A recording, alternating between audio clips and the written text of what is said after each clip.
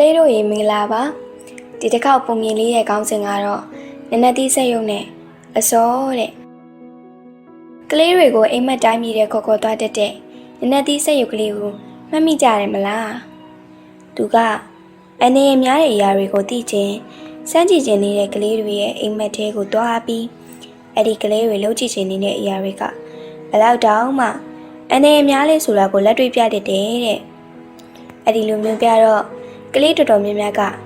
အနေအများတဲ့အရာတွေအကြောင်းကိုသိပြီးအဲ့ဒါတွေကိုမလုပ်ဖြစ်ကြတော့ဘူးပေါ့ဒီတစ်ခါမှာတော့တက်ပင်တက်ရတာကိုအရင်ကြိုက်တဲ့အစောဆိုတဲ့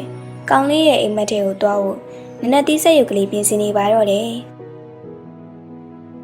ဘာလို့အစောရဲ့အိမ်မက်ထဲကိုတွားဖို့လုပ်တာလဲဆိုတော့အစောရဲ့မိုးနယ်ပါကရှန်နေကအပင်တွေကလွဲလို့တခြားနေရာကအပင်တွေကိုတွားမတက်ရဘူးလို့ပြောပေမဲ့အစောကပြောစကားနားမထောင်လို့တဲ့အဲ့ဒီလိုနဲ့အစောရဲ့အိမ်မက်ထဲမှာအစောရဲ့နနက်သီးဆက်ရုပ်ကလေးရဲ့နနက်သီးဆက်ရုပ်ကလေးဖန်တီးထားတဲ့လူပုံစံဆက်ရုပ်ရဲ့နဲ့အတူတူအိမ်ပြင်ကိုထွက်ပြီးလူတွေတိတ်မသွားတတ်ကြတဲ့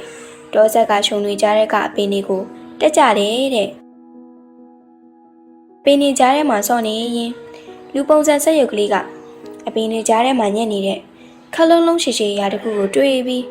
ဆွဲထုတ်လိုက်ပါတော့တယ်အဲ့ဒါကအရင်တုန်းက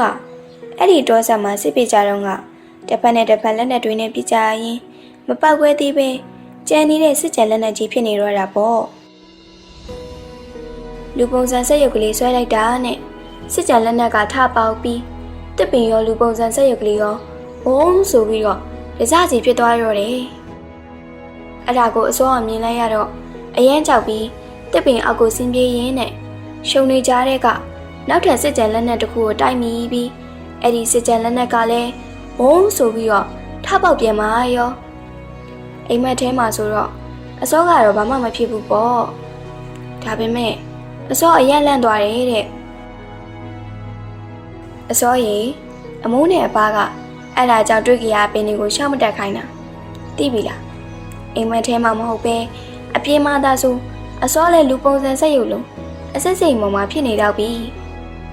အဲ့ဒီလိုမျိုးနနက်သီးဆက်ရုပ်ကလေးပြောနေတော့မှာပဲအစောလဲအိမ်မက်ကနေလမ်းနိုးလာပါတော့တယ်အမိုးနဲ့အပားကအိမ်မက်ဆိုးရီမနေကြတဲ့အစောကိုဖတ်ထားကြတယ်အစောလဲနောင်ဘယ်တော့မှမသိတဲ့နေရာတွေကအပင်တွေကိုတက်တာအမိုးနဲ့အပားမသိပဲခြောက်သွားတာတွေမလုပ်တော့ပါဘူးလို့ဆုံးဖြတ်လိုက်တယ်တဲ့